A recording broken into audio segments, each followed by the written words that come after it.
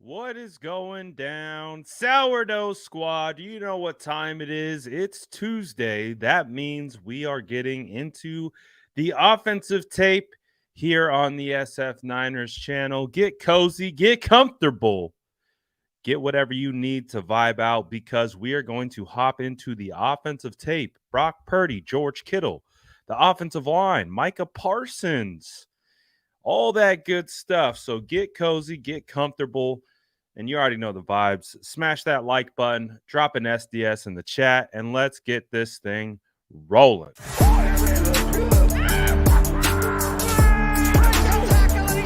Smash that like button if you haven't already. Love to see it.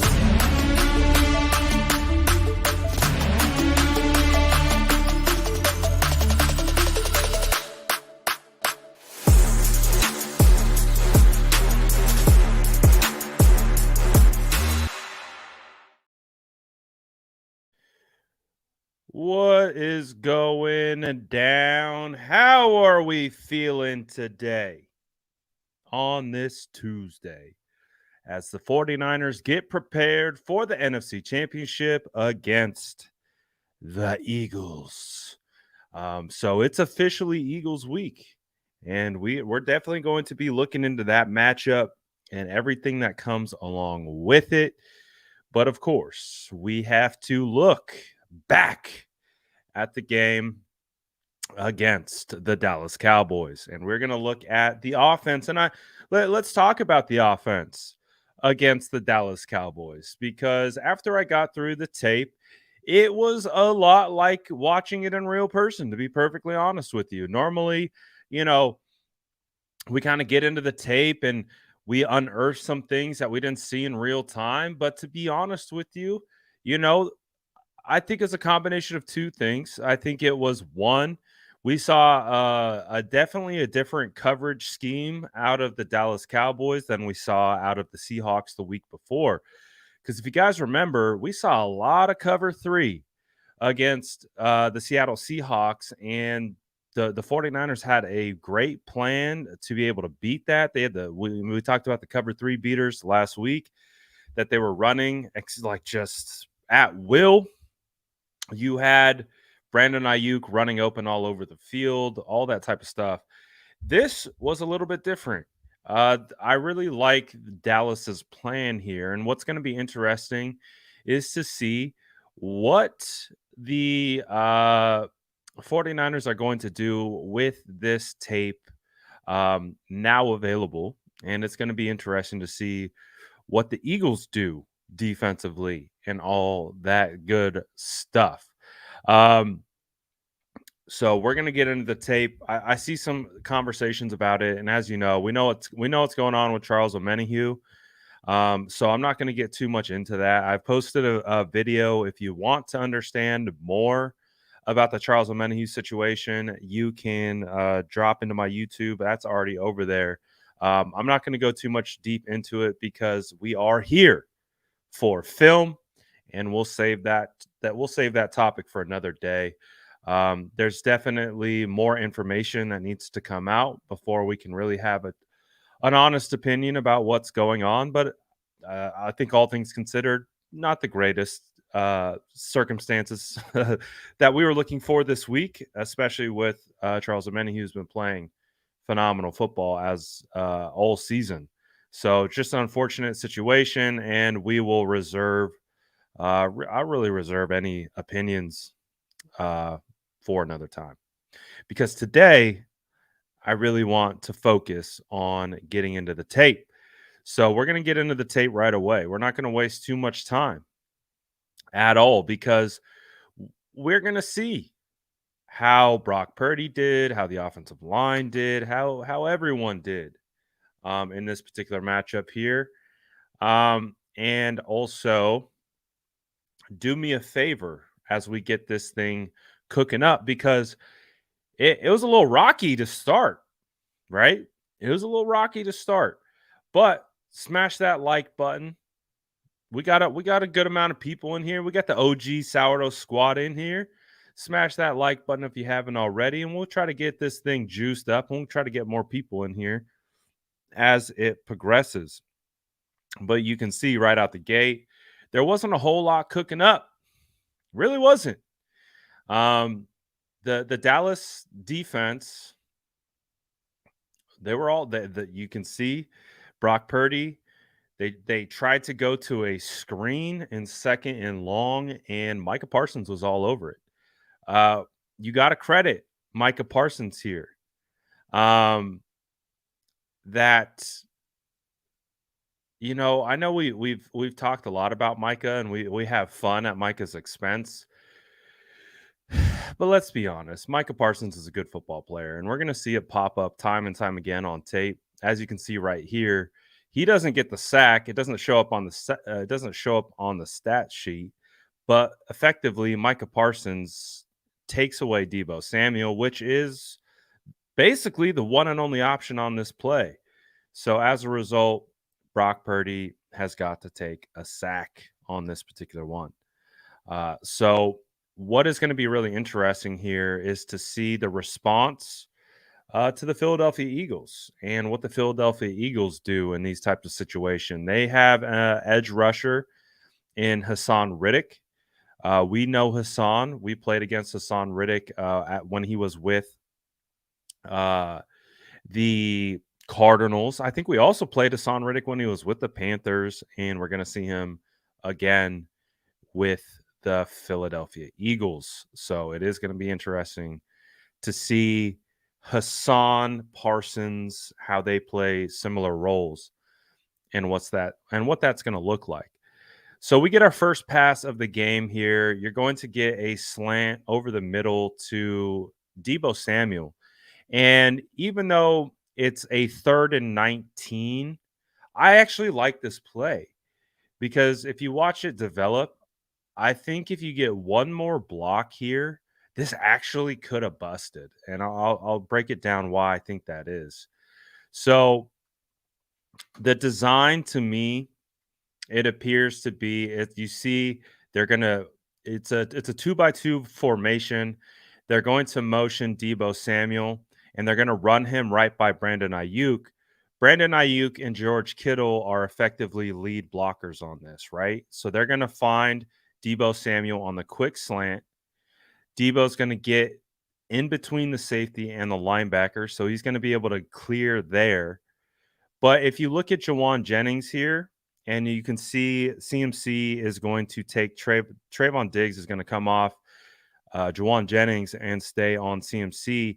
I think here, if Jawan Jennings takes a very strong angle to Javon Curse here, I think you get a block from Aiyuk, a block from Kittle, you get a block from Jennings on Curse, and let's say you move Jennings to this leverage point right here, and you get CMC at least getting hands on Trayvon Diggs. I actually think you could even bust, this is Deebo Samuel we're talking about. So one of the Yak Kings, right? So if you get a block here, you're getting a block here, you might get Deebo Samuel one-on-one with all this open field. So I'll play it all the way through. It didn't work.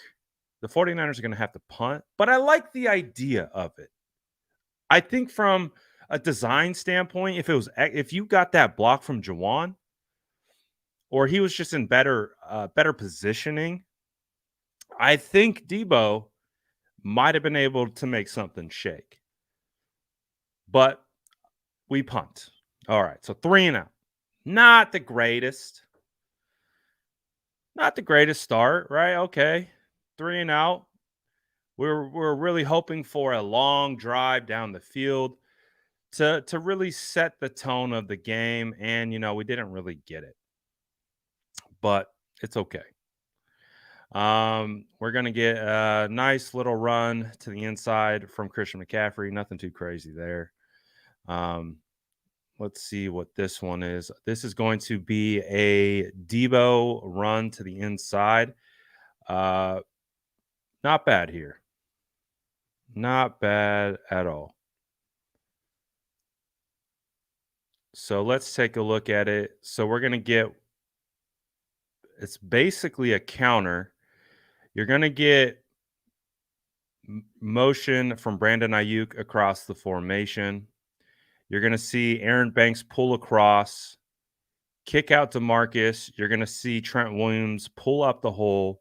You're going to get a nice down block from McGlinchey. You get a nice block from Kittle.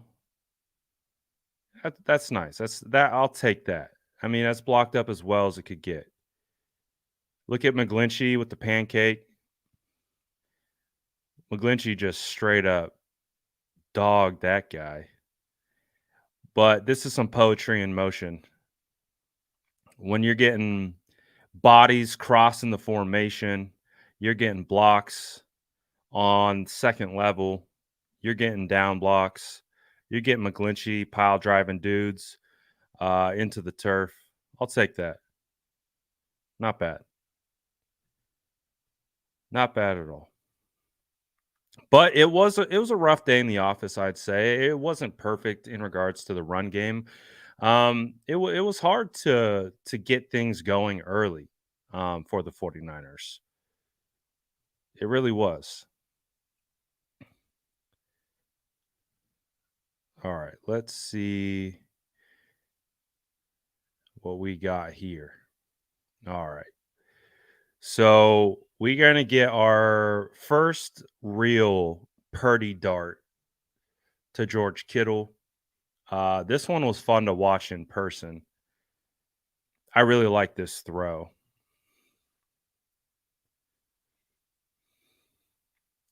We're going to watch it from the end zone angle to kind of get a sense. You're going to get Purdy executing kind of the zone read, play action, and he's able to get it to George. And all things considered, you know, there's some mess in front of him. You can see he gets his foot stepped on by Trent right there. Foot stepped on by Trent. Mike kind of getting pushed back a little bit. Delivers a nice throw. So these are the things that we like to see out of Brock Purdy.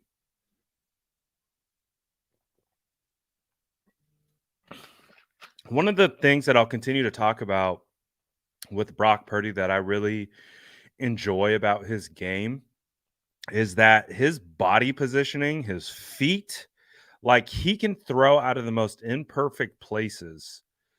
Like he kind of steps away from this. He doesn't really step into it because obviously he senses the interior pressure.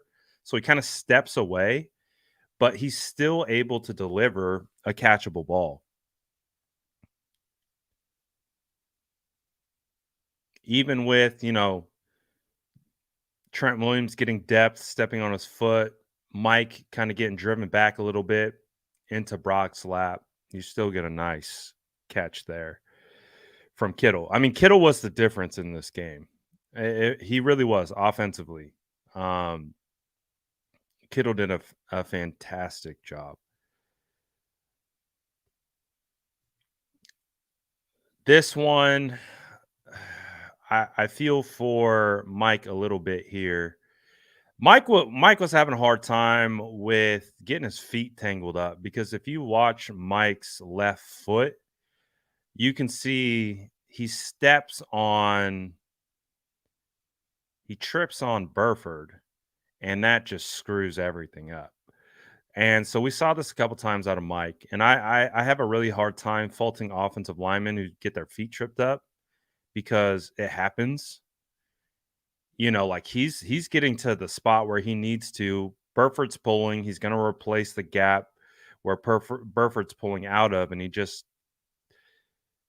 he hits Burford's foot. And unfortunately, that's the guy who makes the tackle. Burford does a good job, though, on this pull. Watch Burford clean up Parsons. He gets Parsons on the ground. I'll take a knockdown on Parsons all day. So not bad here by Burford. Obviously, you don't want the trip, but hey, not bad, all things considered. The very next play,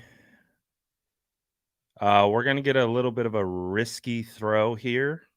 I think we're going to get a play action boot, and he's going to get this one to Brandon Aiyuk. Now, in real time, this throw I didn't love. Like watching it from the stadium, this one was like one of those hold your breath type throws because I couldn't see the whole play developing. And of course, you see Brock Purdy getting chased down by Micah Parsons, red flag number one. Number two, you see Brandon Aiyuk, which looks like he's in bracketed coverage. You're like, oh, red flag number two. Like, I'm just like, oh, red. And then you see Brock not really be able to set to throw, red flag number three. And then you see the ball go up and almost get intercepted. And you're like, oh, red flag number four. And in real time, I was like, oh, that probably wasn't the best decision or the best throw. But actually, after getting into the tape, and we'll get a better angle here, I don't mind the throw. The only thing that I'll really nitpick, which is a huge nitpick, and of course, you don't want the ball to end up in the opposing team's hands. My only thing here, and again, this is an extreme nitpick because of his inability to set to throw, and he's trying to flip those hips. And this is what a 45-yard throw flush to the left with Micah Parsons barreling down on you. Like, let's set the context of this play. This is difficult throw. All right. This is hard to even get the ball off, let alone get an accurate ball off. I like the decision. At first, I didn't, but if you look at it from this angle and you can kind of look at, I think what Brock is processing here, if Brock just gets this ball placement, let me get it to about right here. So you can see where the ball lands. But when Brock releases this thing and you look at this leverage, like this cornerback is trailing. And you know Brandon Aiyuk has got the burners. So if instead of putting the ball where it lands, kind of like if we draw a line from the face mask, if he could get this ball to maybe about right here, like from the bottom of the helmet, kind of into this area, I think Aiyuk could have an opportunity to run under it and catch it. So again, at first I didn't love it. I didn't love it all that much. But I don't mind it after watching it back. My only nitpick is just get it out in front of him. If you get this ball out in front of Aiyuk has a real chance of catching that for a touchdown. And we're talking about this play in a much different light, right? Like if this is an Aiyuk touchdown, oh, we're freaking out. We're like, oh, this is the best throw we've ever seen. So I'm gonna give Brock a pass here. I'm okay with the operation. I'm okay with the context. Micah Parsons barreling down on him, trying to flip his hips as fast as he can to get the ball out. If he could have just got this thing maybe 5 yards out in front of Aiyuk, I think that's the difference in the play. This goes from a catch that you just that difference. You're getting a catch, likely a catch, opposed to near pick. It's my only nitpick. Only nitpick. But again, this is a difficult throw. I mean, look at where Micah Parsons is as he's trying to let this thing rip. He's got no time to set. So I'm going to give him a pass on this one. I saw people talking about Kittle being open. I definitely hear you. Kittle goes to the ground, and I don't think that was intentional. Micah Parsons, again, is a really phenomenal player. This isn't it. Where'd it go? Come on. So you're going to try to get, they're running, it's run action up front. They're not trying to get depth. If you watch this matchup, Kittle's going to take his kind of run action step. Look at that strength by Micah Parsons. I mean, I'm not going to lie. Micah Parsons is a dog, man. I don't like the Cowboys. And Micah talks a lot, but that's pretty impressive because George Kittle's no slouch. So, and if you look at the angle here for Purdy to get that ball to George, he has to basically go through Micah. So I know George is open, but if because he has to, you see how he has to flip his hips. He's actually got to flip his hips even further and then go over. That's a hard throw to get it to Kittle. So, yes, Kittle's open, but again, talking about the operation with Micah, like he would have to basically throw through Micah, and that's just not going to happen. So, hey, we live and we learn. Chalk it up. I like the aggressiveness. Again, didn't love it in real time. After watching it back, I actually do like it.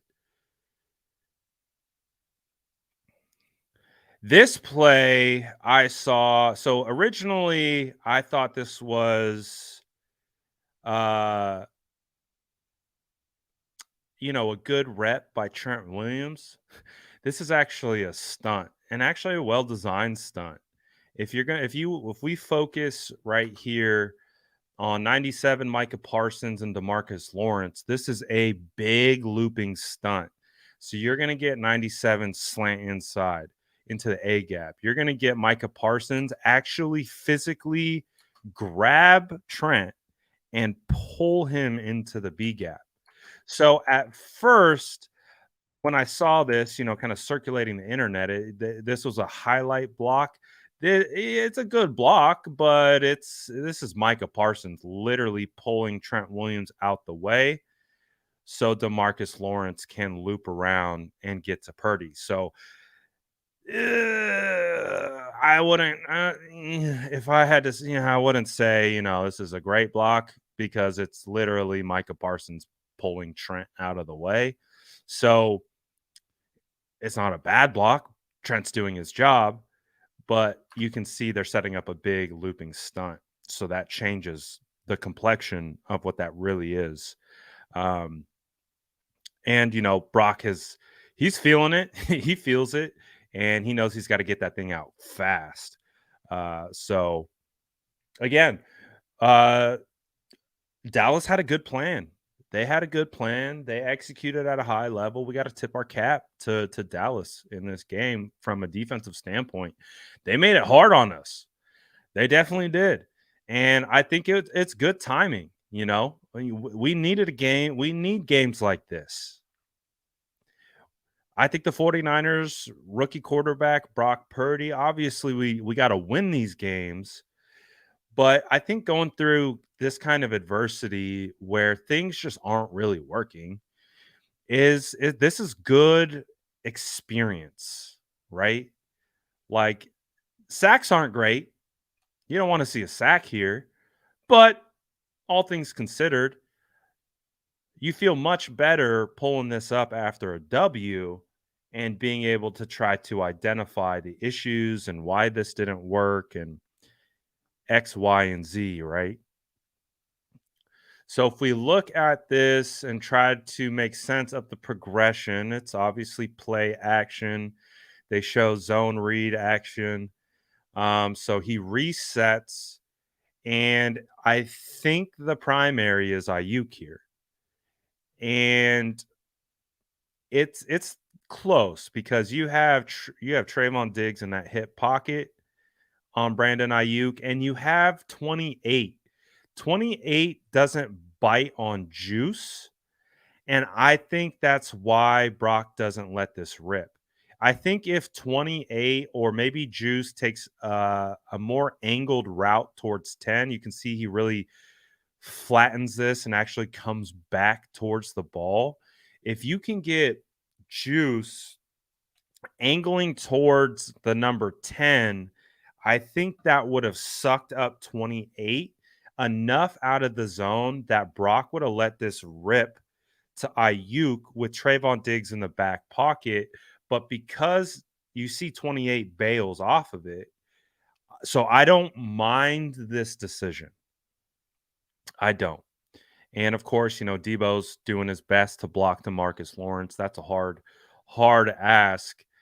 But to just take the sack, you have Micah Parsons over here. They're not trying to throw to CMC or Kittle. That's all window dressing on the bottom of the screen. You basically have three options. Option one is going to be Aiyuk. Option two is Juice.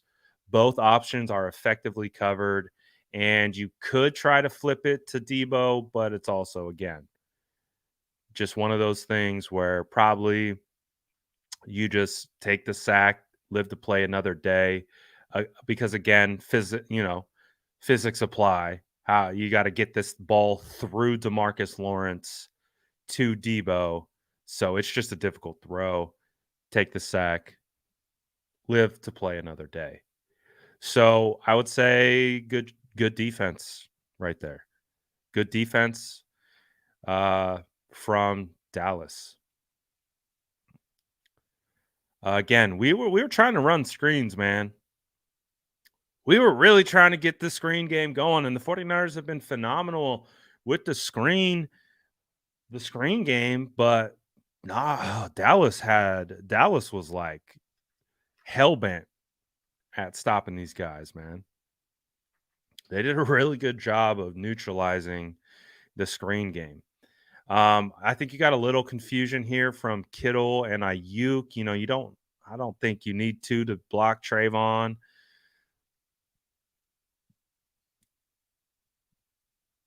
Yeah, I don't know what's going on there. But hey, it happens. It happens. All right, but we got a 3rd and 15, okay?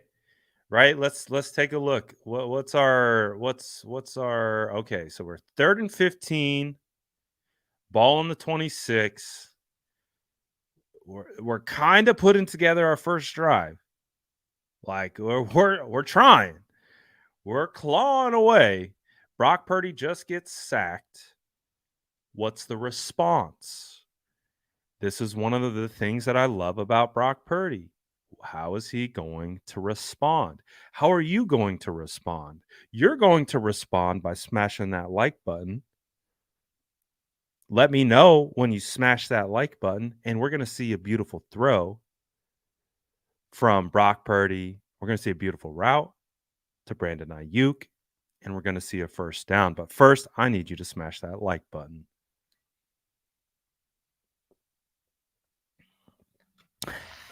I got you, suckers. Got you right where I wanted you. Gotcha. All right, let's get into it. I'm just kidding. Okay. Legends smash the like button before it even starts. All right. This is beautiful. Great throw. Great throw, Brock. Way to respond. Way to bounce back. Way to answer. Offensive line, way to answer. 3rd and 15, man. That is a hard pickup in the NFL. It's a hard pickup at any level. Going 3rd and 15, that's tough. You're going to get middle field open. No, it looks middle field open. You're going to get 28 drop into the middle, so it's going to turn into middle field closed because this safety is going to drop down and take away kind of this slant area portion of the field.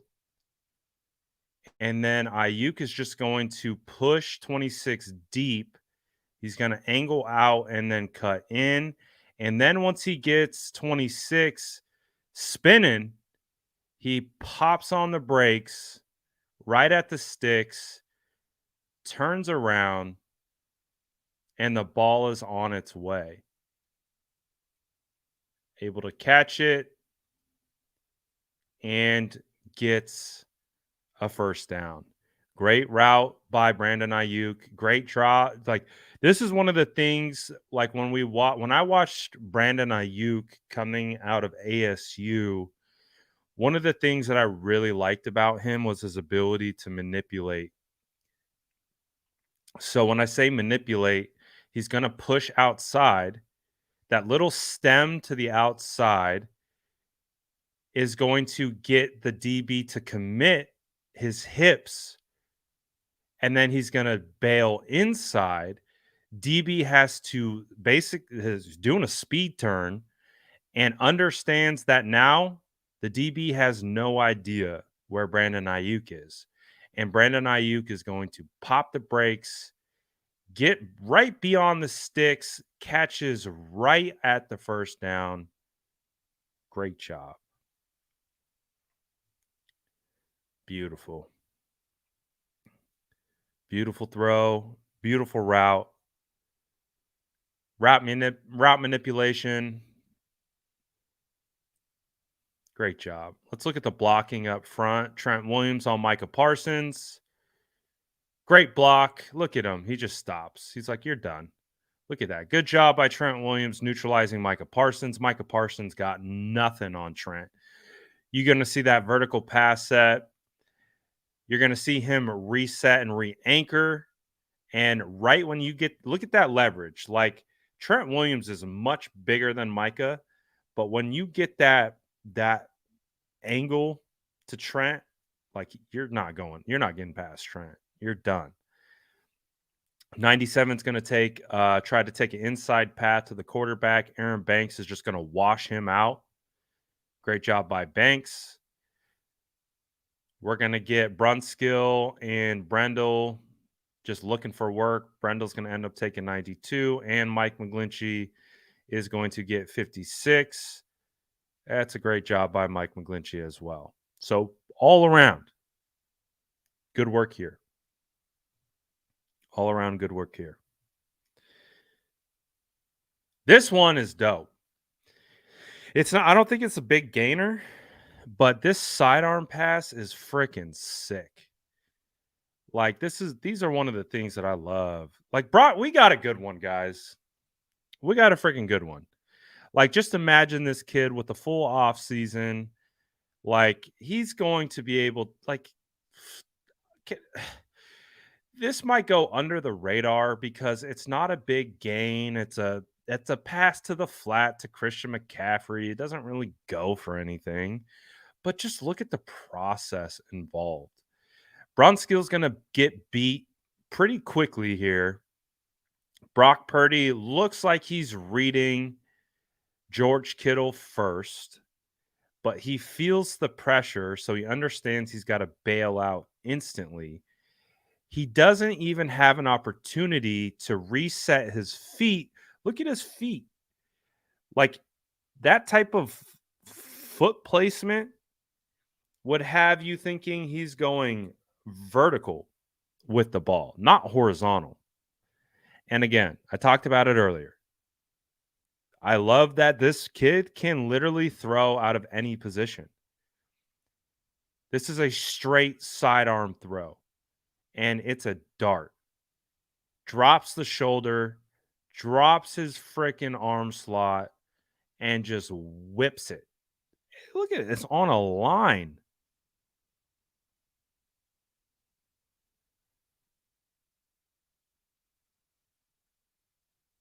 That's a good throw. Considering the circumstances, again, it doesn't show for anything, but the process of getting something opposed to nothing and being able to look at that. Look at the defender. Like this guy, look at how close. Ice in his veins. Very modest gain.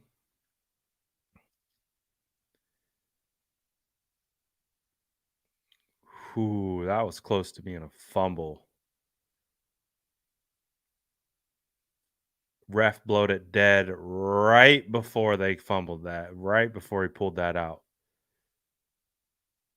Whew. Close one. A breath later on that whistle might have been a Might have been a fumble. Um, so this one was interesting. This feels like a design draw.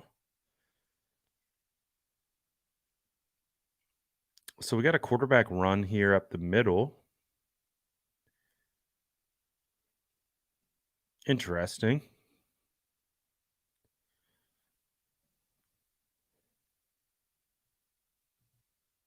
I don't know if I love running Purdy up the middle like this. Like that. Look at see how his ankle gets like kind of, it's almost like reminiscent of the Trey Lance play. Like I don't want to see that ankle get trapped under him with a huge defensive lineman falling on top of him. I you know, if there's an element to, keeping the defense honest, I guess, okay. Just feels like I don't know. I don't like running Purdy. I don't like running Purdy right now. All right, so this one's a crazy one. Purdy's gonna have to spin out of this thing. So he's going to feel the pressure. And again, what Purdy has is he has an ability to sense pressure in the pocket, and he does a really good job of that. So he can feel that he's got DeMarcus Lawrence and 97 collapsing the pocket from the right side. So he's able to get out. But then, you got Micah coming out. I mean, these guys are after him. And again, almost trips. But we're starting to see this every week where he bails to the left. He does this little spin and just throws it away. So, I mean, it's a lot for a throwaway, but I definitely respect the effort here um, from him to get after it. It's all right. We live to play another down.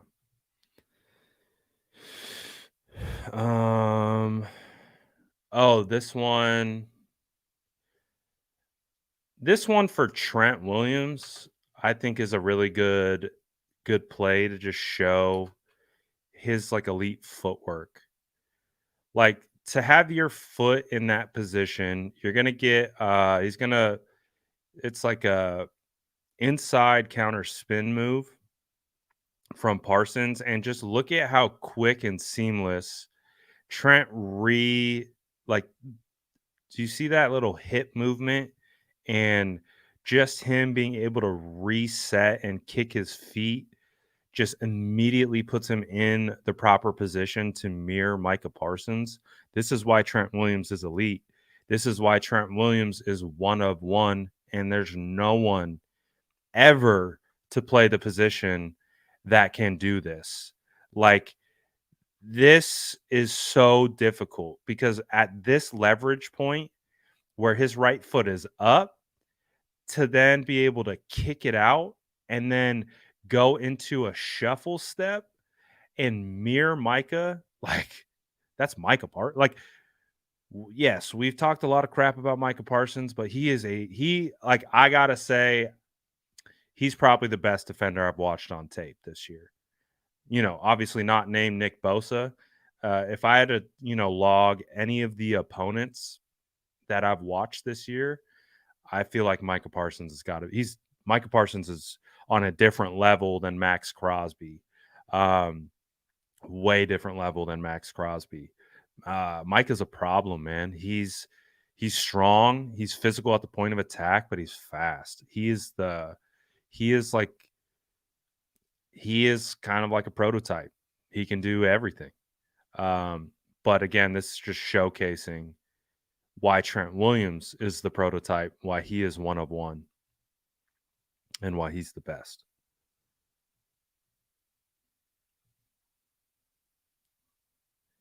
All right, let's keep it rolling.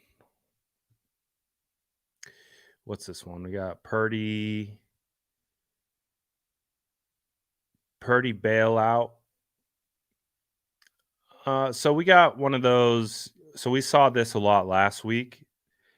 We were calling it the cover three beater, where you get the clear out route and you get the deep over route.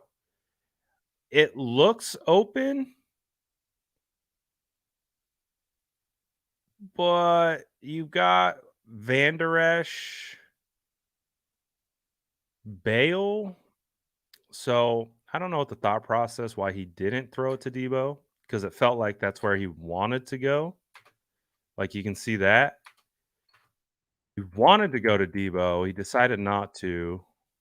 And then he just tucked it and gained a couple yards. Yeah. So it's not a turnover. So that's fine. It's fine by me. Let's see.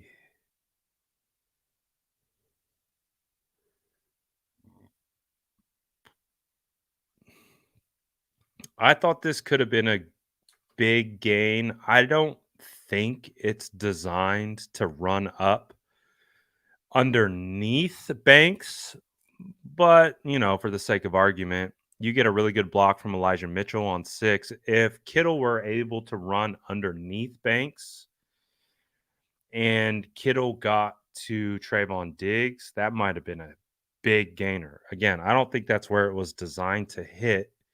I think Kittle's going to where he's supposed to go. And, Banks is supposed to reach this, but 97 is playing that outside leverage. So Debo cuts it inside. But if you could have got that block, that was like a one block away from being a really big gain.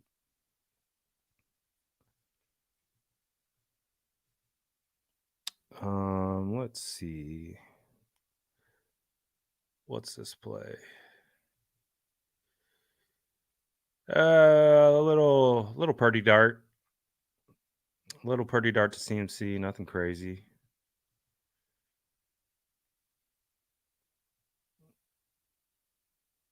Nothing crazy. All right, on to the next. All right, what are we going to get here? Got quick screen to Debo. Great block by Juice. Great effort by Debo. So Juice is going to get a fantastic block. And Debo is able to make it shake. Good block by Aiyuk.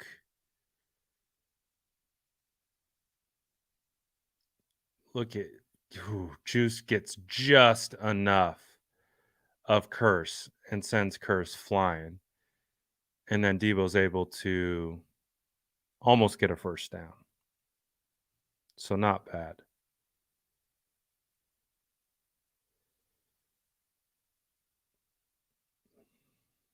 Going to get an outside breaking route to the sideline. Brock Purdy's able to complete the simple task. This was a kind of momentum changing play, because I don't know. They probably would have gave him forward progress, so it would have been a first down regardless. But you got the body slam out of bounds, and so you got the penalty on that one. Not bad.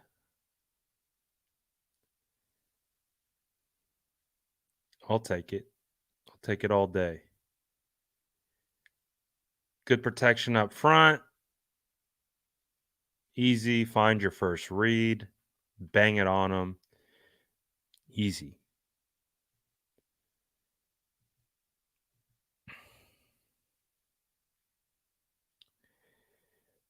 So this one I think was a penalty on Aaron Banks.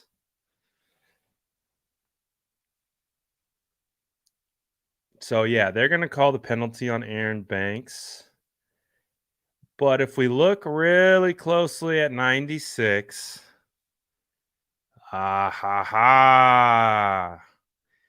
so we know what Banks is trying to do here. He's trying to double the backer. So they're splitting 96 so Brendel can take over the block. But watch 96 right hand He's going to hook it on the collar. And so Banks is trying to get to 42, but 96 holds Banks. So you see that he's holding. That's a defensive hold. That's a penalty in my opinion. And then to try to make the block, Banks ends up holding 42. So unfortunate set of circumstances because we see this as a penalty or like, Banks, you got to do better. But to be fair, Banks is getting held, and which is why he couldn't get to his spot, and it turns into a hold the other way. So hey, it happens. That's why we call it the trenches. It's ugly. It's not going to be perfect, but that was just unfortunate that they missed the defensive holding and put Banks in a bad position on that following play. It's all right. We can live with it. On to the next. All right. This one, get a little whip route from Deebo Samuel. I mean, talk about gravity. Look at the way the defense reacts to George Kittle. Like, look at Leighton Vander Esch completely bail out and try to get underneath Kittle.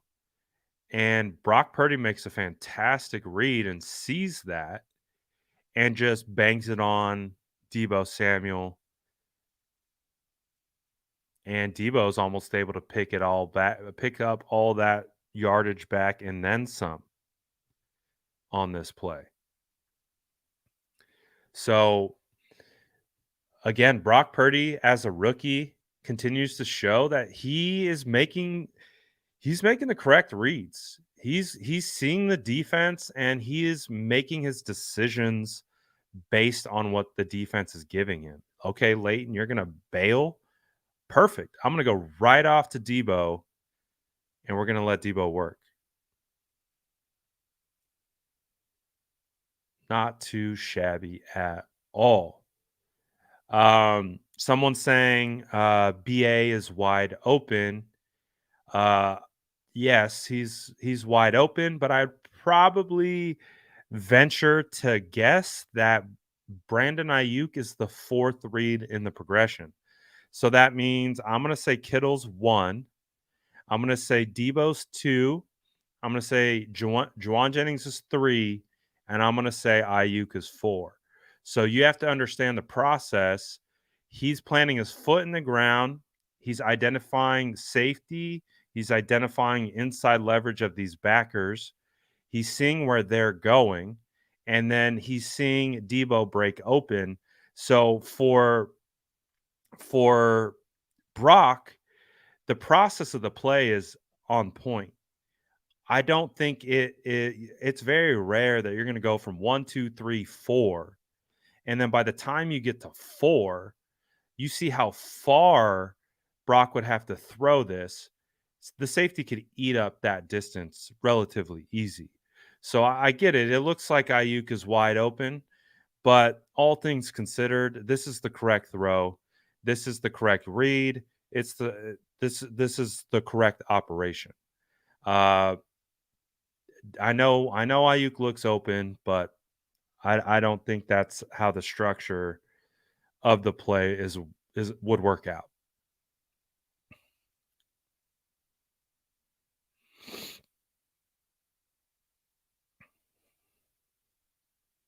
I'll take this all day of the week. Because now you're 3rd and 2. You're 3rd and manageable. So Brock is operating the offense at a high level and getting the ball into his playmakers. And then this one didn't work out as they would have hoped. You're going to get a little crossing route here from Deebo and CMC. They almost run into each other.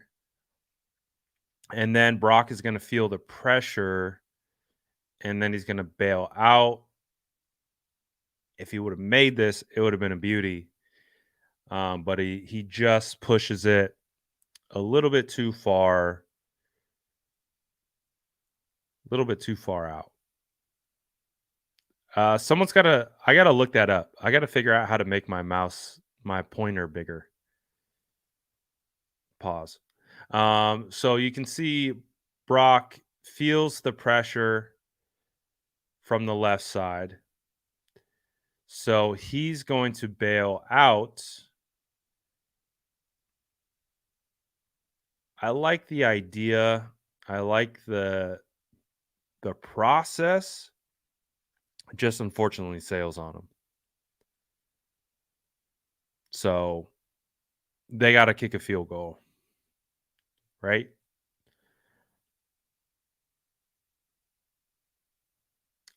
Third and 2. So it's 6-3. They're driving, weren't able to complete, have to kick a field goal. Purdy to Debo for a first. All right.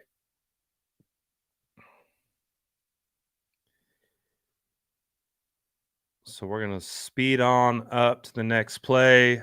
Shout out to all. I got like what? We got over 500 people in here. Shout out to all you guys watching. If you haven't already, smash that like button. We're approaching the halfway point, so we're going to be handing out halftime cookies. So you're going to get a nice little snack at the halfway point.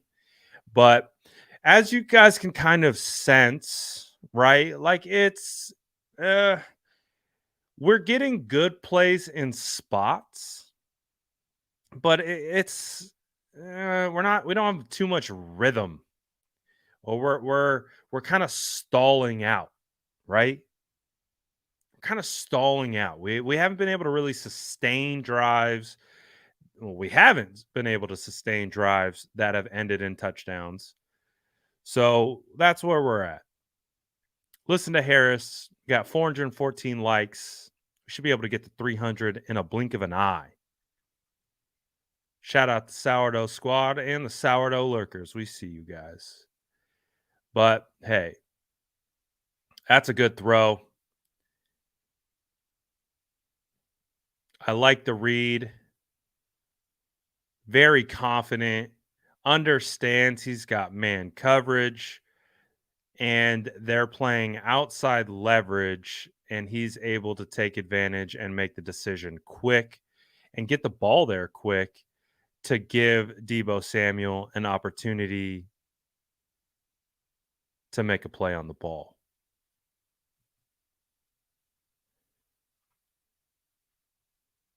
I love that. I think actually Dan Orlovsky broke down this play. He did a really cool breakdown of this play.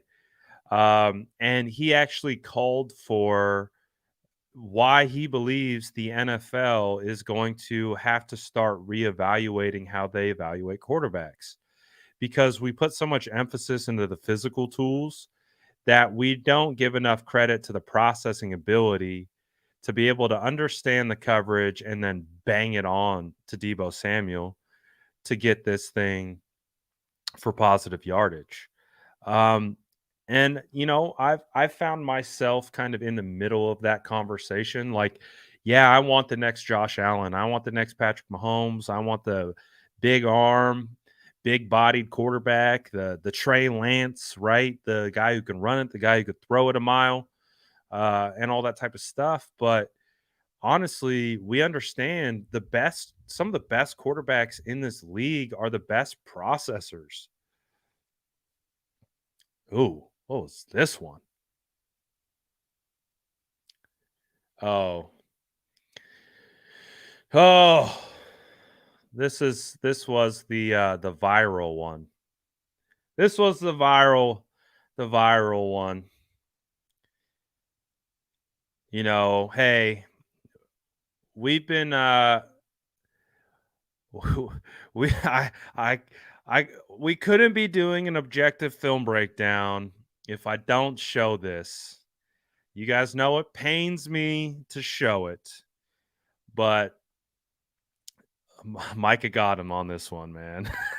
he, woo, hey, that's tough.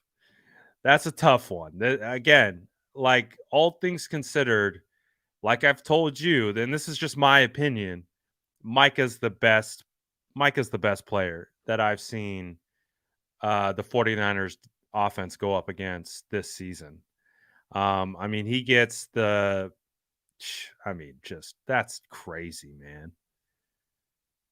That's crazy. Micah gets his hands on the ball. You can see he tips it while it's coming out. So I think he's going to CMC here. And I think he'd probably get it on CMC. Let's see. Was it maybe he's going Debo? Nah, he's probably going CMC. Maybe Debo. Yeah, no, he's probably going Debo. He's either going Debo or Aiyuk. Oh. Alberto said, I love your post on IG with 8 Mile Battle. Yeah, that was funny. I can't take credit for that. Someone sent me that on Twitter. That was a pretty funny video. But had to post that one. So, you know, we're pro McGlinchey here, so we don't go out of our way to show bad clips, but that was just a tough one, man. It's just a tough one.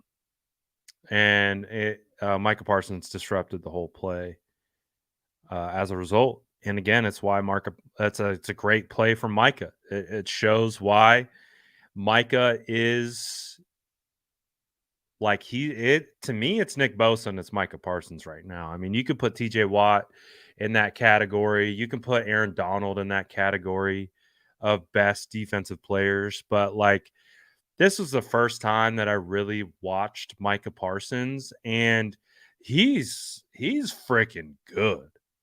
Like we can say all we want about Micah Parsons, but the football player Micah Parsons is good. Like he's elite. Like that, there's hype around Micah Parsons for a reason. He's got a motor. He's strong. He's fast. He's relentless. He's got moves. He's good. But this is also a great throw from Brock Purdy. They're going to get run action up front. They're going to pull Burford, pull Kittle. So it's going to appear to be a run, but it's definitely play action. Basically going to move his spot, reset, and he's able to find Juwan Jennings. And he's able to get the ball past the outstretched hand. It's a great throw. Great throw. And what do we talk about? We've talked about the zone beater, right?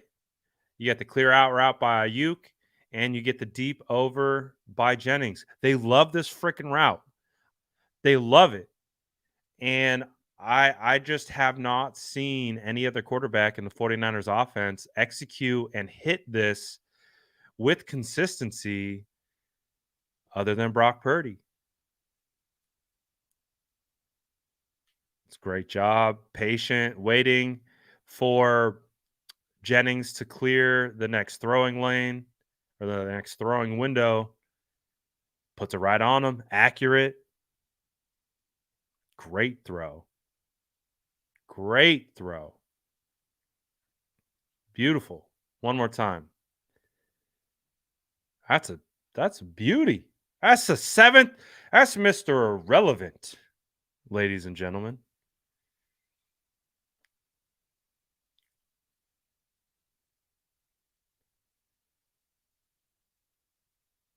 What was this? I think this was just a throwaway. Yeah, this was just a throwaway. Yeah, that's what this one was. They were trying to see if they were able to get a look that they wanted and didn't get it apparently. Smart play. Almost lucked out from points here at the end of the half. Almost. But he's just look at him. He's like, all right, no one's open, no one's on. He's like, holy crap, I still got the ball. I gotta get out, get rid of it. Get rid of this ball. I can't have this ball. And because as we know, he got the ball out of bounds with 1 second left. DK Metcalf is going to get blocked from this channel just like the 49ers blocked him from advancing in the playoffs. Get cooked. Methodical says, love your analysis and how early in the week it is. Helps understand what we need to work on before the next game. Keep it up, brother. Appreciate the super chat, man. Really do. And I appreciate the compliment. I'm glad you guys like the film breakdowns. And I'm glad you guys like vibing with me as we just watch the tape. I mean, it's fun. We can talk about football all we want, but it's always more fun when we get to watch the football and talk about it, right? So I think that's a good time. And I appreciate the super chat, man. I really do. We're gonna put that towards the Get Brad to Philly fund. So thank you very much. Sean's back. Welcome back, Sean. He says my Eagles will make him Mr. Irrelevant again. Okay, Sean. Sit back and enjoy. So if Sean, you're just getting here, you're getting here at a good time because, and shout out to everyone who's been watching this whole time. We hit halftime, so we're gonna pass out our halftime cookies. Everyone, grab a cookie if you've been here from the start. Appreciate you guys watching. We've reached the halfway point, aka halftime, in this game, but this is where the shift started to occur offensively. We got out of this game 9-6. It was 9-6 at halftime, 3 field goals, stalled drives, no touchdowns in the first half. A little jarring, it wasn't the best. You know what I'm saying? Wasn't the greatest first half of offense that we've seen. But what we're going to see is we're going to see that pick up, and we're going to see them continue to build into the second half, which if you're a fan of the 49ers and you've watched these offenses under Kyle Shanahan, you would know that isn't the norm to see the offense actually kind of pick up and get grounded and get more efficient. It would used to be the opposite, right? And I just think that also goes and speaks to the quarterback that's running the show right now. And the fact that we got a rookie who's the one who's doing that is crazy. Harris says we got 534 watching, only 160 likes. If you grabbed a cookie, smash that like button. We should be able to be at 200 likes. That should be our next like goal, 200 likes. I think we should be able to hit 200 likes in 60 seconds. Let's see. Challenge. I'm going to start the timer. Let's see if you guys can beat the timer. You get a 60-second 60 seconds to get to 200. Can you do it? We get to 200. I'll start back up. I'll start it back up. You're being held hostage here. We got a challenge for our viewers. Can you get to 200 in the next 30 seconds? Where are we at, chat? Where are we at? We need an update to the like counter. Someone drop it in the chat. Where are we at? We hit 200. We beat the goal. You beat the timer. Hey, let's go. We beat the timer. Yeah, see, I told you, you guys are legends. Legends. Appreciate you guys. That's fun. We gotta. I like incorporating a challenge into this. Good job, guys. Did Brad plant a bomb? I didn't plant a bomb, but you know who else planted something? George Kittle planted something. All right, let's get to the play of the game. So let's set up the play of the game. And shout out to the chat. Appreciate you guys for getting me to 200. Now we get to celebrate and enjoy. You've gotten your cookies. We've got 200 likes. Now we're chilling. And this is where the film breakdown is going to start to get more fun for the offense. It's 3rd and 9, right? This is the first drive out of half. The last play heading into this, it just wasn't, they tried to bounce this, and DeMarcus Lawrence does a really good job of squeezing this, and it just gets the leverage out of place. Debo's got to bounce outside. Okay, what are you gonna do, rookie? Rookie, what are you gonna do? 3rd and 9, right? It's 3rd and 9. What are we gonna do here? How are we gonna respond?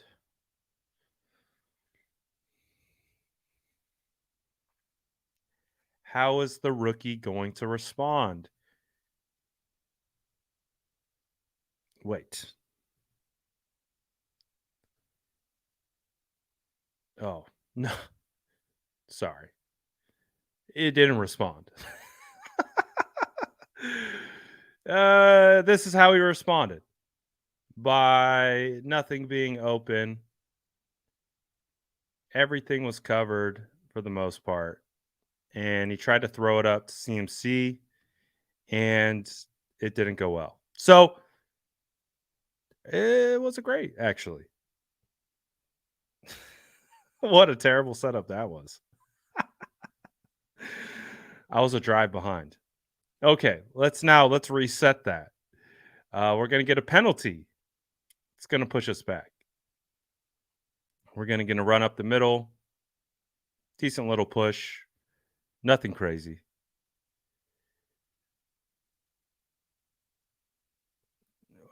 We're almost there. We're here now. We've made it.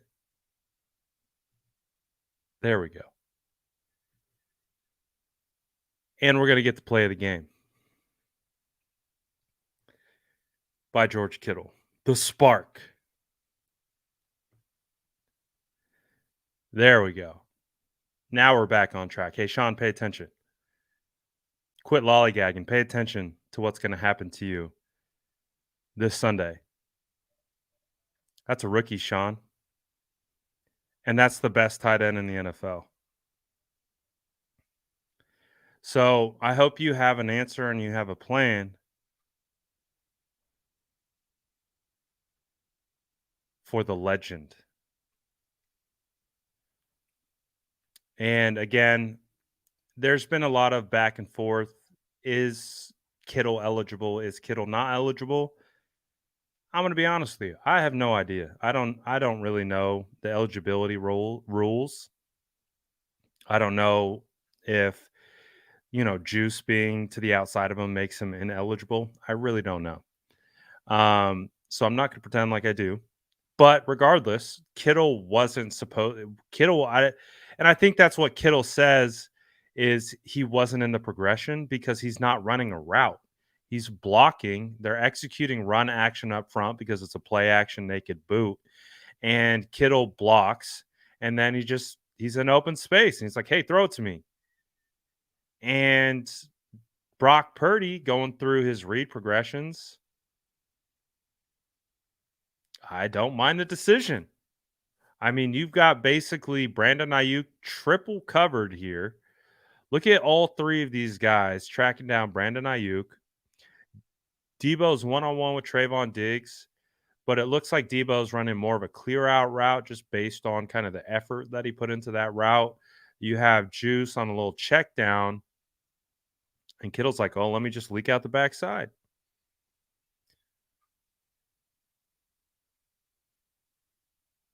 And I like it. Miss penalty, no penalty, doesn't matter. I like it. This is a play that you see on the playground. Just a bunch of kids out here, not worrying about the refs, not worried about nothing.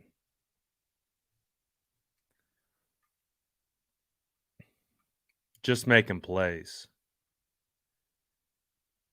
And that was the spark right there. That was the spark right there. We're gonna get a nice choice route from Christian McCaffrey. So I'm calling it a choice. I think Christian McCaffrey has the opportunity to break it outside or break it to the inside. I mean, based on the other routes on that side of the field, it would make sense to have him break inside.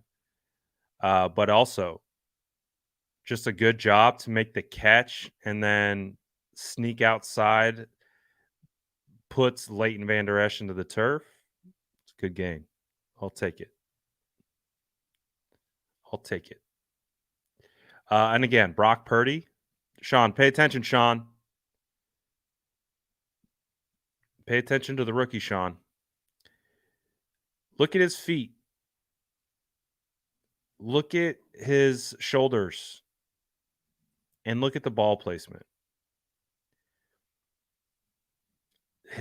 It does not have to be pretty, Sean. You could have all your defense surrounding this guy.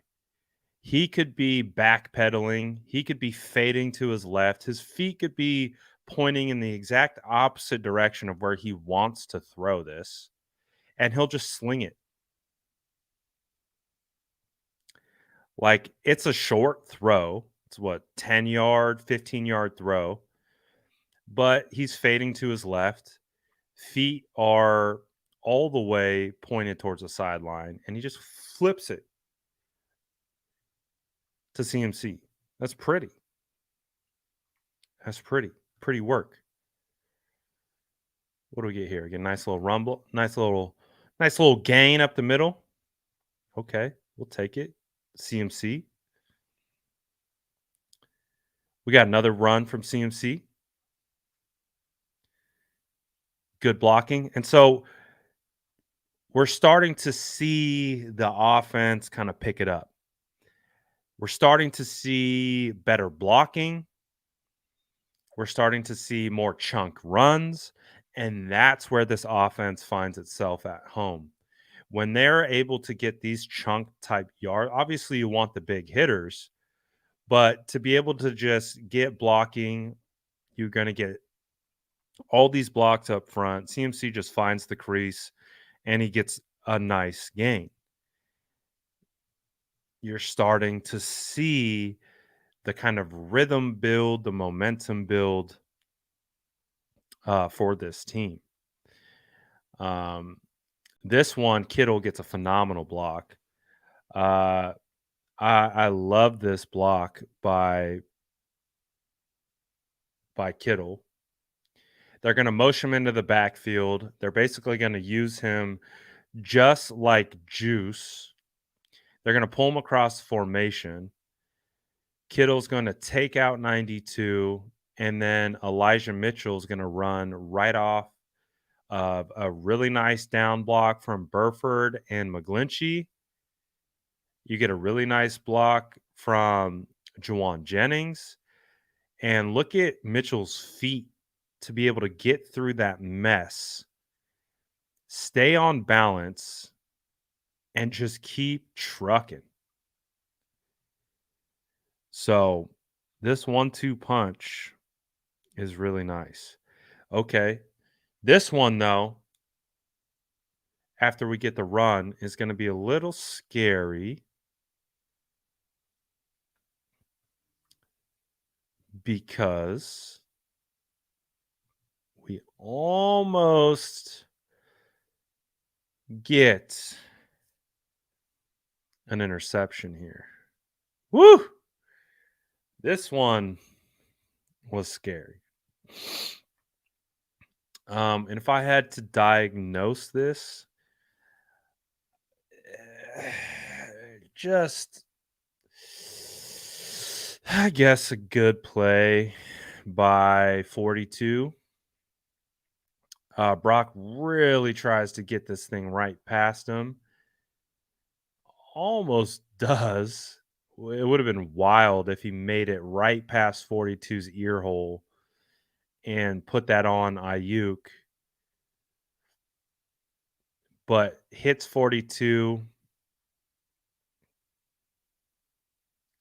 almost intercepted. Close. That was a close one.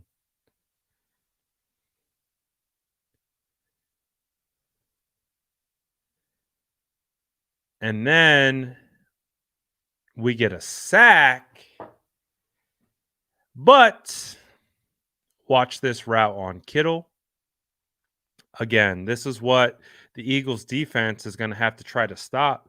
Kittle right now is cooking, and they have to hold him and negates a sack and keeps them alive.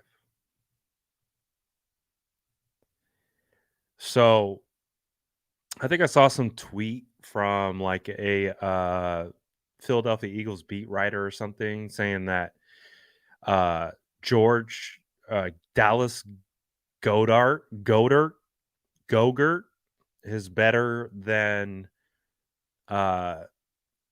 George Kittle, and that's laughable. Made me chuckle because that's not true. That's just false. It's just absolutely false.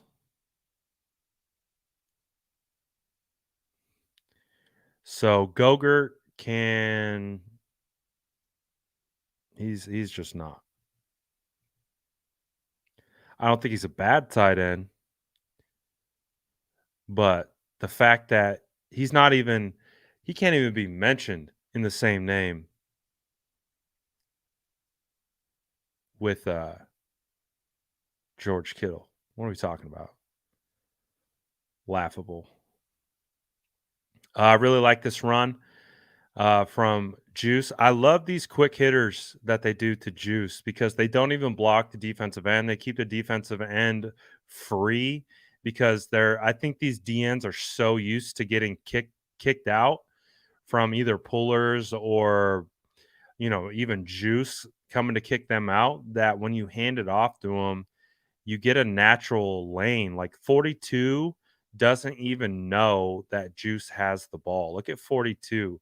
Like he's just takes himself right out of the running lane, and tough run there by Juice. Really nice. And so the offense is starting to click. They're starting to really put together a nice drive. They're starting to block well, and things are starting to fall into place. And you're going to get a ton of pre-snap motion, and it's just going to be a simple handoff, basically a counter tray, up the middle, block to perfection. They're going to pull Banks. They're going to pull, I believe it's Trent. Let's take a look. Yeah, so Banks and Trent are going to pull and lead the way.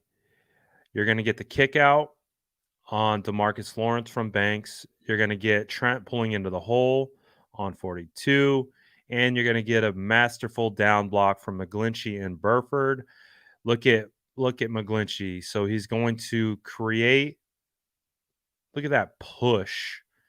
And then to come off that and pick up Leighton, this is poetry in motion. Don't even touch CMC. CMC does not get touched. Beautifully blocked. Kick out, Trent, McGlinchey, vibe. Great job here. Not even touched. Touchdown. This one, we're going to get another dot to George Kittle, which again just showcases how George Kittle is better than Houston Gogurt. Is Houston smaller than Dallas? Is that, or I'm gonna call him El Paso Gogurt.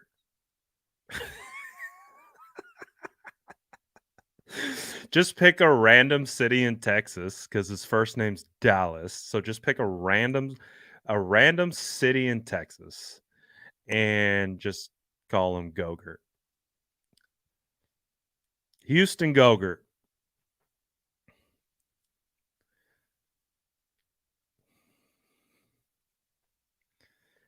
Look at Kittle, man. Cooking.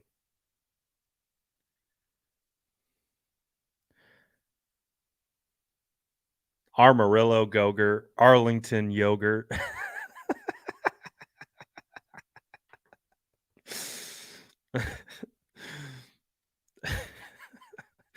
Arlington Gogurt. Oh, God.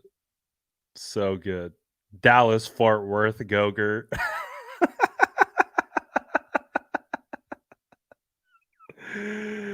Oh, that's hilarious. Oh, look at the Eagles fans are in their feelings right now. Galveston Gogurt. Eagles fans are hurt right now. It's all good. You don't got to cry now. Save those tears. Save those tears for the game.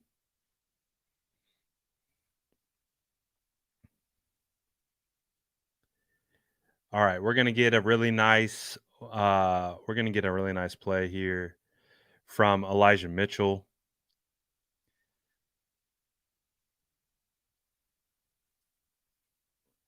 We're gonna get Banks pulling. We're gonna get Kittle right behind him. They do a really good job of rolling this block. Banks is going to You're going to get DeMarcus Lawrence squeeze to the inside. Banks is going to do the correct thing, get his head on the outside and turn it in. This is going to trigger Elijah Mitchell's read. It's going to trigger two things. It's triggering Kittle's block, and then it's triggering Elijah Mitchell's read off that block. So then you can see George is going to do the same thing. He's going to roll that block, and Elijah does a really good job of reading those blocks and bouncing to the outside and getting a nice gain.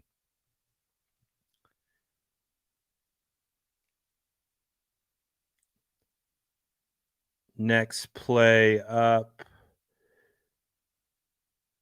that we're going to look at. So we got a 3rd and 2.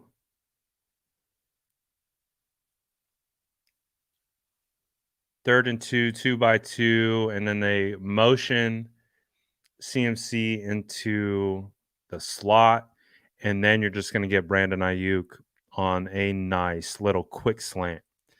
And Brock Purdy's going to read the coverage, and then he's going to be able to put it on Brandon Aiyuk for a nice gain.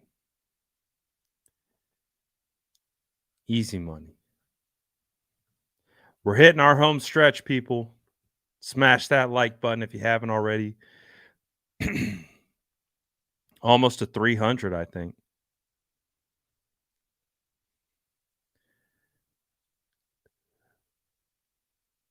So, I mean, the 1-2 punch of CMC and Eli is going to be really nice.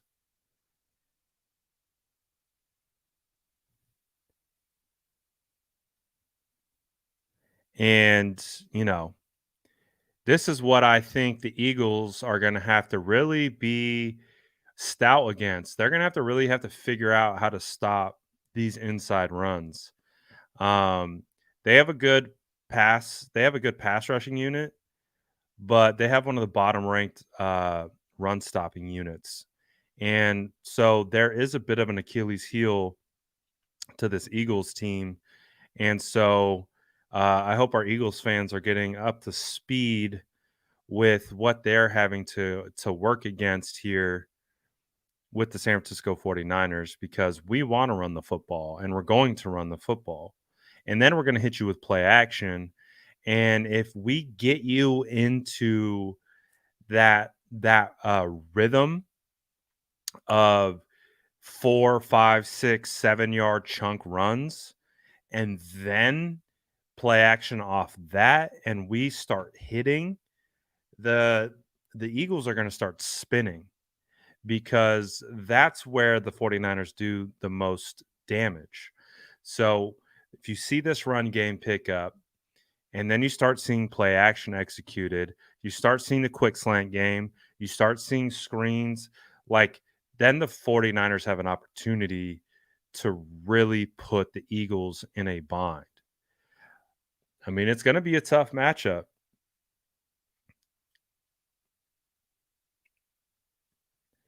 But there's a recipe here that the 49ers can definitely execute to get this thing working. And for example, like this play, they're going to have a hard time stopping this. Like, this is like poetry in motion. Watch this poetry here. You're going to get Charlie Warner pull across formation. You're going to get Brunskill pull. You're going to get Kittle pull. You're going to get down blocks from Brendel, Banks, and Trent. You're going to get Brandon Aiyuk blocking. You're going to get Charlie Warner blocking.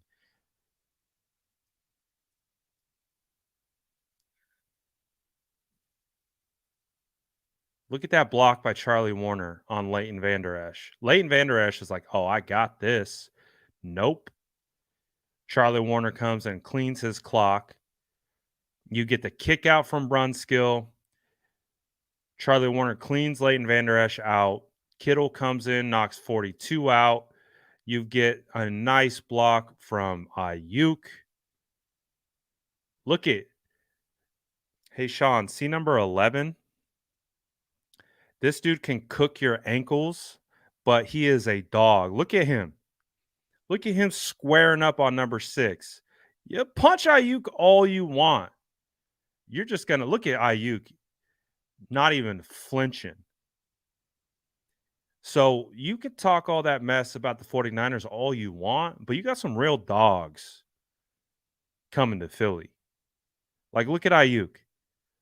Look at him just toss 6 out the club. Oh, is that you, Gardner Johnson? Aiyuk ain't afraid. Bro, he better be ready for the smoke, because Ayuk's going to be in his grill. And we already know Gardner Johnson likes to get people all hyped up, and he's probably going to throw a shot here or there. Just be ready. Ayuk ain't backing down, baby. He ain't backing. Look at that. We got wide receivers who block. Get out here. Get out here. Shh. Y'all never seen a wide receiver like Aiyuk, who can snatch your ankles, and then will throw his shoulder into you and just block you out the way, and then flex in your face. Like, don't mess with this guy. We know Aiyuk. Ayuk's been through the fire. This dude can't be burnt. He's been through the fire, and he came out unscathed. Look at him. He's ready. This dude's ready for war. So, just letting you know. Just letting you know. Glad you're sitting in on our film session so you can see what you're up against.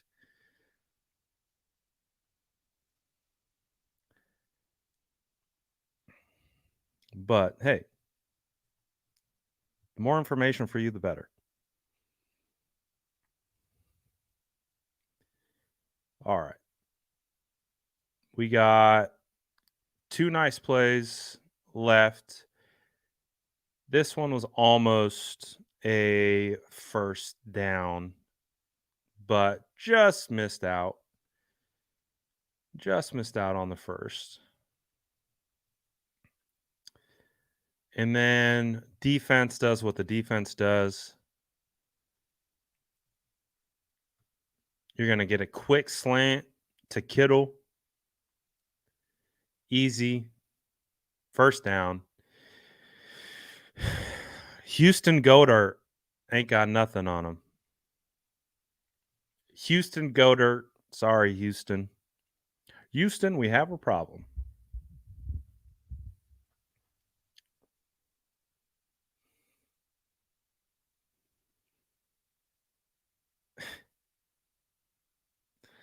And then we're going to end it on a beautifully executed pitch play. So look at all the pre-snap motion. Look at all the window dressing that goes into this.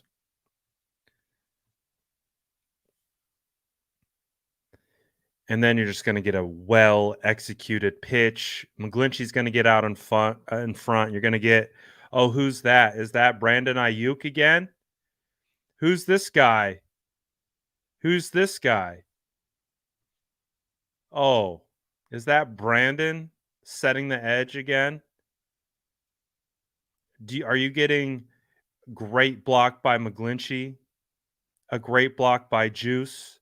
Great block by Brunskill. Look at how Brunskill's blocking. Look at that. What a block. So you don't want this smoke, Eagles fans. Like, you don't want to see it. Took the 49ers like 40 minutes to start to like really get up to speed. If you get this type of 49ers execution out the gate, you guys are in trouble. I'm just saying. You don't want the smoke. You don't want this 49ers team to be executing like this, because if they execute like this, y'all getting smoked. And we know this about our team. We know it's up to our team to execute. We know it's up to them to do what they're supposed to do, because when they do, they are unstoppable. Just ask number 6 of the Dallas Cowboys.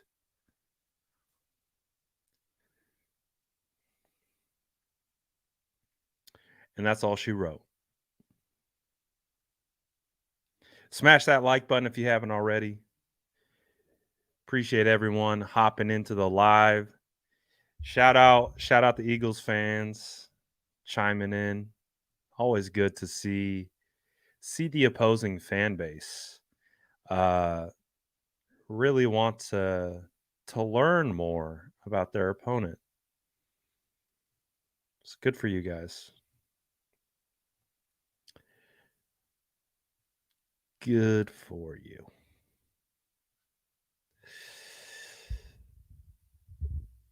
Oh, good times. Appreciate you guys. I hope you like that one. Again, the overall takeaway was it wasn't like it was one of the more like stale performances, to be honest, from the 49ers offense. Like the Dallas Cowboys had a good plan. They executed well and they made it difficult, but still the San Francisco 49ers came out on top. And I think this was a great test for heading into Philly, understanding what they need to do and what they need to kind of clean up a little bit. So I'm really looking forward to this one. I think the 49ers, and I think that's the thing that the Eagles are understanding right now, is that the 49ers offense has an ability to get 3 gears better. And if we get that gear where they turn it all the way up, and they're executing and they're hitting and everything's working, that 49ers team is going to be very, very difficult to stop. And that's the thing. It's like, it doesn't matter how good their defense is. It doesn't matter what they're doing. If this team and this offense is executing the way it should and the way it could, then it is going to be a difficult time for the Eagles. It's going to be a difficult time. So I'm looking forward to this matchup. We got the early trash talk in the chat too. Oh, it's gonna be a good one. This is gonna be a wild matchup. NFC Championship, and we know Philadelphia is a buzzsaw, right? Like going and playing in Philly. It's gonna be a tough environment. I'll give it to Philly. It's gonna be cold. You got their fans. Their fans have like their hearts have like frozen over. They're just relentless. They're crazy, man. As you can see in the chat. So it's gonna be tough, man. Hey, the Eagles fans aren't gonna make it easy on the 49ers. The Eagles are gonna come out and they're gonna give us their best stuff. They're gonna be loud. They're gonna be just throwing slurs at us. They're gonna be talking about their players' moms, their girlfriends, their wives. They're gonna be doing everything. So we're ready for it. We're ready for it. This is probably gonna be the toughest. This is probably gonna be the toughest road environment that we that we'll face. So definitely looking forward to it. And because if you guys remember 2021, those Philly fans got really upset about the 49ers like draping the Rocky statue in 49ers colors, and then they lost to the 49ers right after that. Feels bad. Their poor Rocky statue, and then they lost to the 49ers. So it's all right. And I think that's too, they got beat by, like, we had Jermichael Hasty was our running back. Like, Jermichael Hasty was like one of our main running backs. We don't have Jermichael Hasty anymore. In fact, Jermichael Hasty couldn't make our roster. And that was before Christian McCaffrey was here. So we're a much different team. And I know the Eagles are a different team as well. And, they added A.J. Brown. They've added Chauncey. They've added Hassan. They've added some weapons. But so the 49ers. Oh, it's going to be a good one. Yes, sir.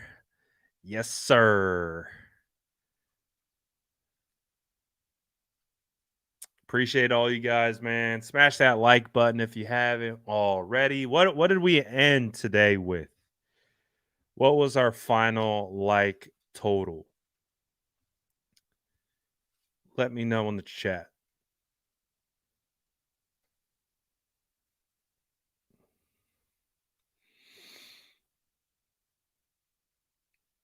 What did we finish at?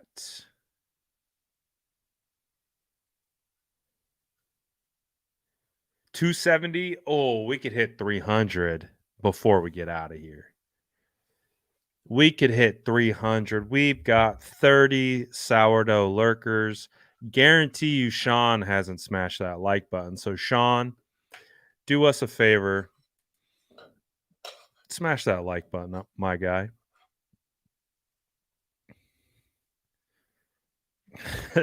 Sean's going to be officially stalking the channel.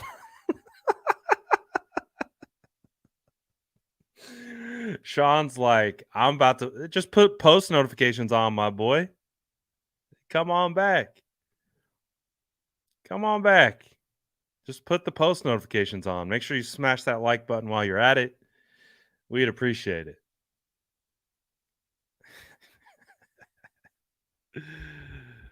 Oh, good stuff. Yeah, subscribe while you're at it. There you go. We got you. Sean, watch Sean turn into a regular around here. Oh, watch the Sean character archetype. The just archetype swing. Sean just comes back at 49ers advance. Sean just keeps coming back. He's like, I like it over here. Oh man. Good stuff. What did we hit 3? I think we were close. Oh, we're at 292. We're at 292. We're almost there. Once we get to 300, we cook. 4 more. You guys got it. You can do it. I believe in you. Hey, let's go. 300. Oh. We did it. We did it. Good stuff. I agree. Someone get Sean a t-shirt. Shout out the whole squad. We got through our film breakdown today. Appreciate you guys. Also, grab your cookies on the way out if you, of course, stayed the whole way. Get those cookies, caretaker. Get as many as you want.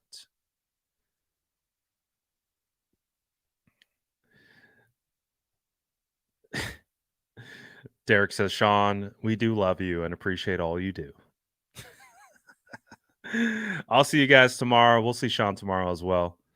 And all that good stuff. Shout out all the SDS. Appreciate you guys. Appreciate all the vibes and the positivity as we've had Eagles fans join our chat. Appreciate you all. So we'll be back tomorrow. You know the vibes. You know the schedule.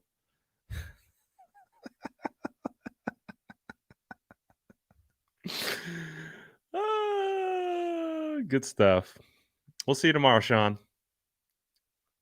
State of the franchise.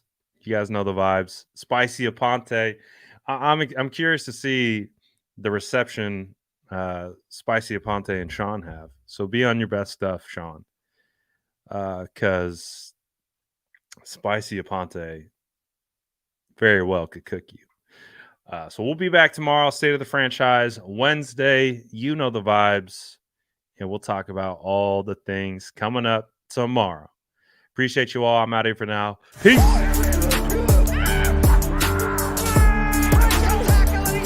Smash that like button if you haven't already. Love to see